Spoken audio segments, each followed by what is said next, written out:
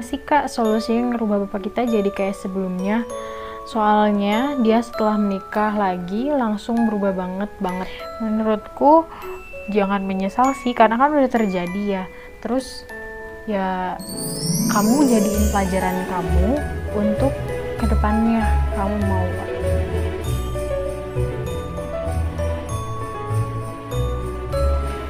mau cerita Kak, aku pernah dibaperin sama bapak sendiri gara-gara setiap ibu sakit nyarinya saya.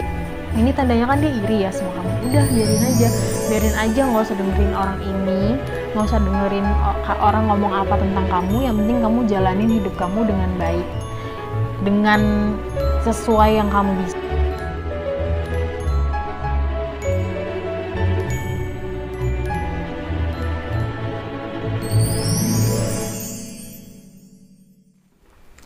Video kali ini aku mau dengerin curdih alias curhat sedih kalian yang udah kalian kirimin ke aku kemarin di DM. Dan jujur aku udah bacain sedikit karena ada beberapa yang aku bales dan itu sedih semua. Sedih banget, serius.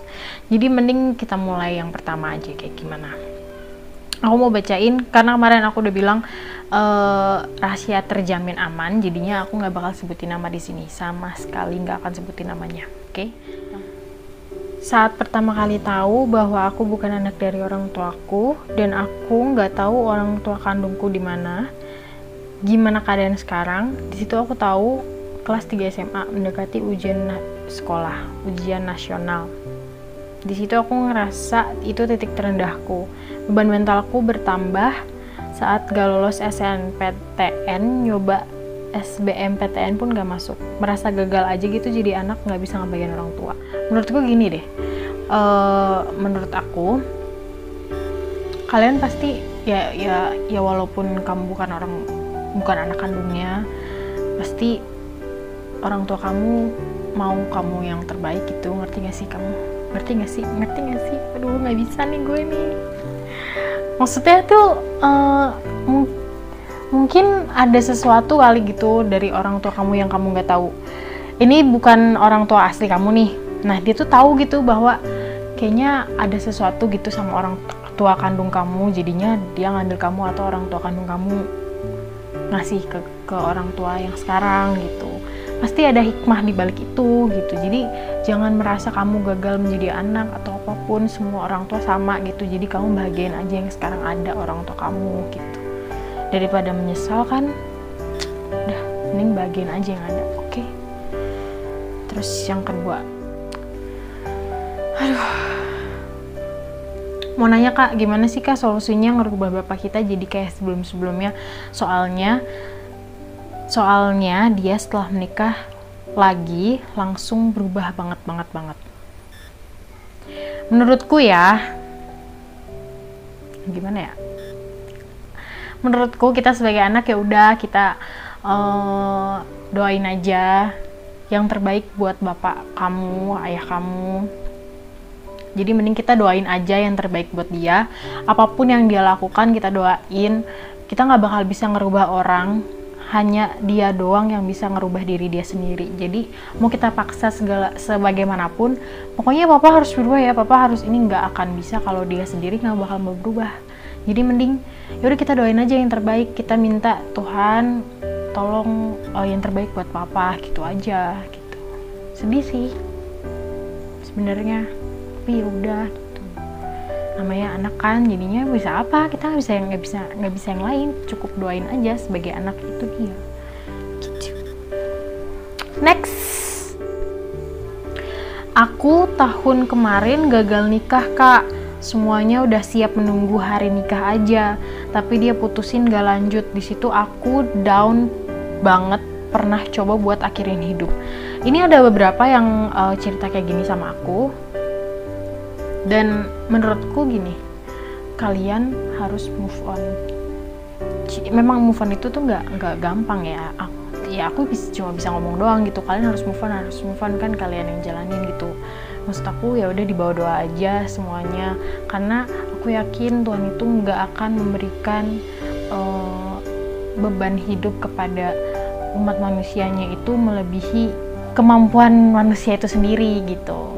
Jadinya gak bakal berat-berat banget lah hidup ini. Berat sih kalau dijalanin, tapi kalau dipikirin tuh berat gitu ya. Udah mending kita jalanin aja sesuai rencana Tuhan gitu. Tuhan maunya kemana ya udah kita jalanin gitu.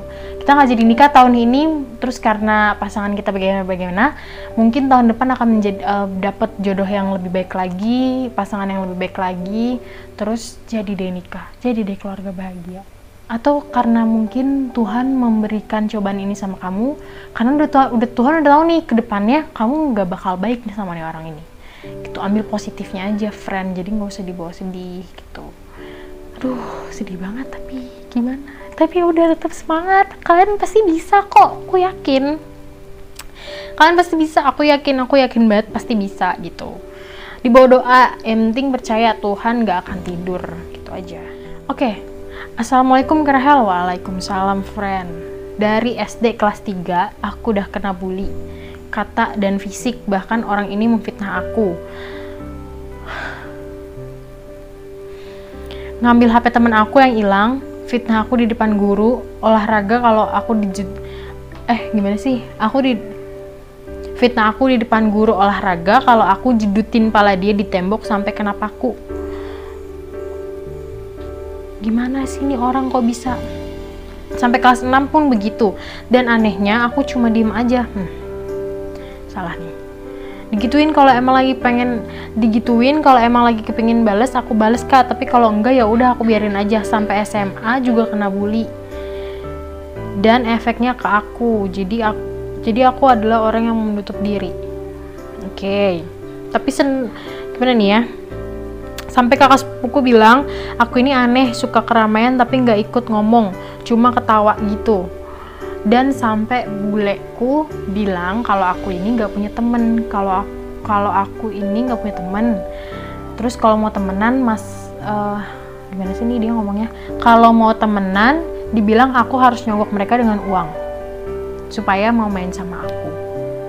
Ih, nyakitin banget sih, bukannya didukung gitu. Bule itu tante ya? Tante kan ya? Bule itu tante. Harusnya tuh tantenya jangan kayak gitu dong. Harusnya tuh didukung gitu keponakannya. Sepupunya juga kalau harusnya didukung gitu.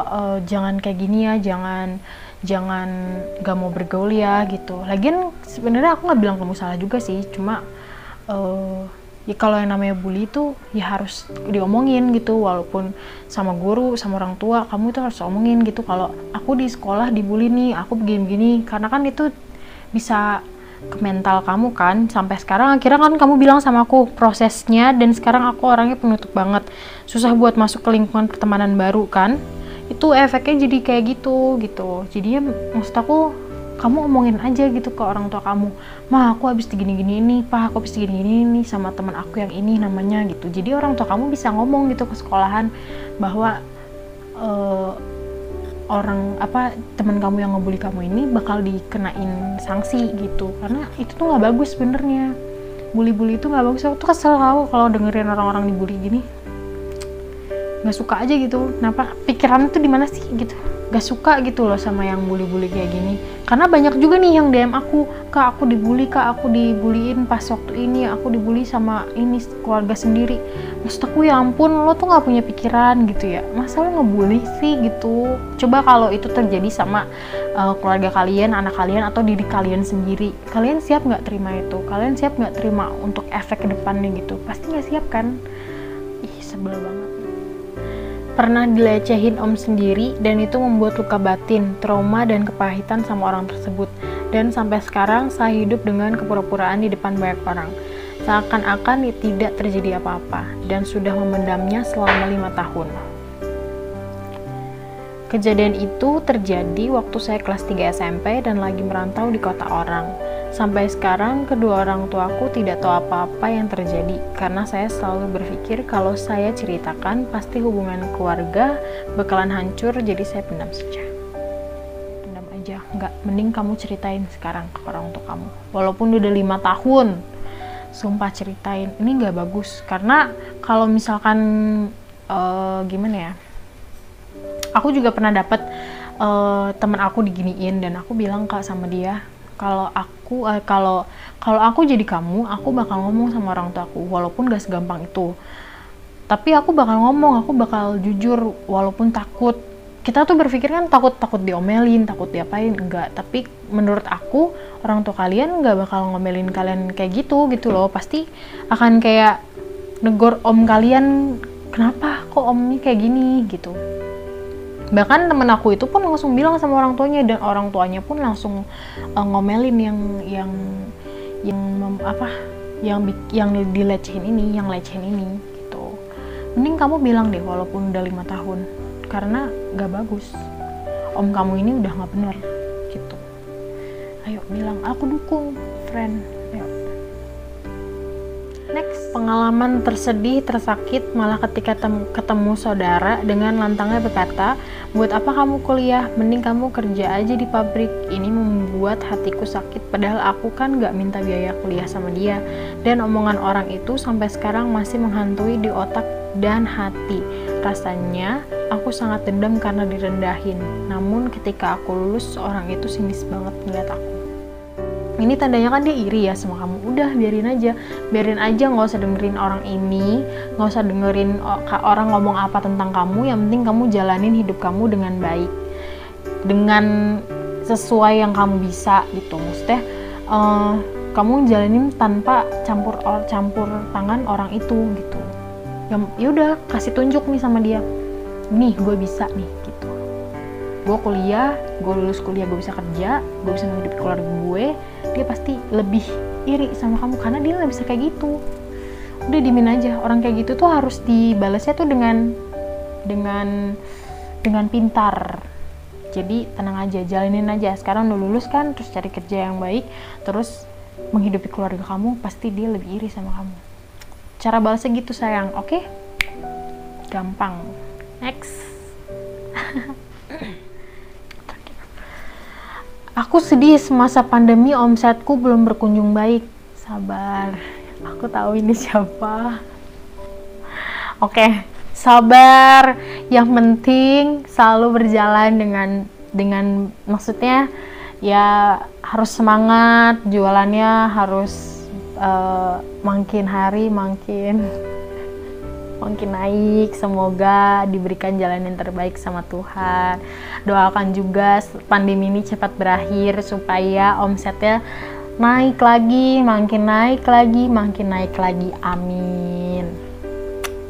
Next, mau cerita kak, aku pernah dibaperin sama bapak sendiri gara-gara setiap ibu sakit nyarinya saya, dan sampai sekarang saya sama bapak nggak pernah tegur sapa karena masih sakit hati.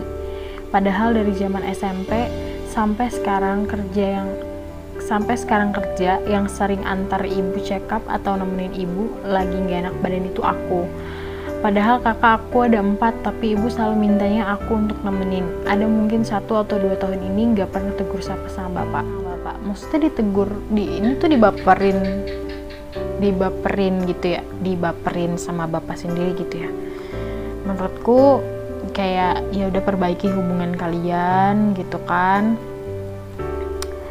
Sedih juga sih, maksudnya kalau misalkan nggak bisa bertegur sapa sama bapak sendiri ya, dengan masalah yang cukup serius kayak gini, mending diomongin sih. Maksud aku kalian komunikasi gitu sama, nggak mungkin sama ibu kamu ya, takutnya makin drop lagi kalau sakit kan.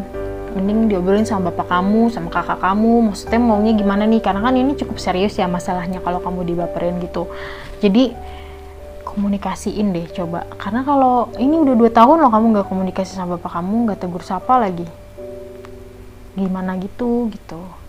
Karena satu rumah nggak tegur sapa gitu kan, ini diselesain baik-baik. Oke, semangat, pokoknya harus semangat ya. Please jangan dikasih tahu siapapun itu ya kak. Aku mau cerita, takut banget. Dulu waktu pacaran aku direndahkan, dipegang-pegang, tapi di posisi itu aku bingung. Kalau putus dia ngancem mau bunuh diri segala macem. Jujur aku sangat menyesal dan aku ngerasa trauma sama pacaran.